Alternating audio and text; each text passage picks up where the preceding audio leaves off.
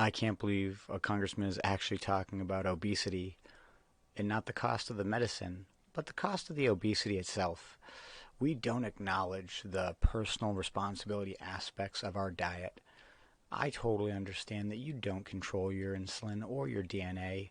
Me and you could both have the exact same diet. You could become morbidly obese and I could be rail thin. That doesn't change the fact that it is our responsibility and the fact that we're making it easier for people to just be fat, including saying that you're fat phobic or if you don't like fat people, you're full of hate. No, I love people and it's important that they're healthy and I won't disrespect them by lying to them so I don't hurt their feelings and bringing it to the public. Let's hear what he has to say. But we know diabetes, most just functioning type 2, diabetes is 33% of all healthcare spending. We know our brothers and sisters out there that have multiple comorbidities, that 5% of the population is over 50% of all of our healthcare spend. I've shown you chart after chart after chart here showing healthcare is the driver of our debt. And we got 5% of our brothers and sisters who are really sick, and the most common morbidity within that population is obesity. Of the 4,000 human diseases, and I have this one really well documented, 4,000 functioning, 2,000 are related to obesity. So 2 out of the 4,000. Are we willing to basically have a moment of honesty? I'm going to show you a couple charts here. We're in trouble. Have you seen the latest obesity statistics of our kids? Have you seen the numbers of how many Americans are dying?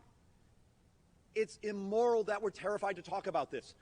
And you're going to see in the report, because we spent a lot of time working on the math, and they wouldn't let us use some of the more optimistic math because it wasn't properly vetted.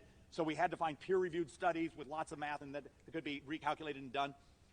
But we're looking at if we could stabilize the sickest in our obese population, both with productivity, because you get to come back into society and work, but also the healthcare costs associated, it's a few $1 trillion in the 10-year window. There is a moral path to save us from the crushing debt. Are we willing to adopt policy that basically says we love and care for people and we'd like them to live for a while? We'd like them to not be miserable all the time. But are we willing to discuss the Farm Bill? This is incredibly important. I mean, the answer to this is a low-carb lifestyle. We live for mouth pleasure, and our food is just of such low quality that we are slaves to our DNA. Most of us eat more than 200 grams of carbs a day. It honestly doesn't matter what you're eating if it's that much. We've made eggs expensive, we've made meat expensive, we've made cheese expensive, we've made all the high calorie dense foods that are good for us and natural expensive. And we've made the cheap, high processed foods cheaper.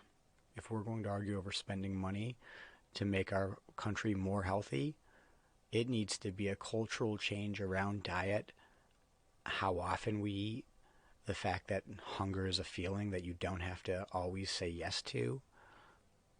There's so many things to it.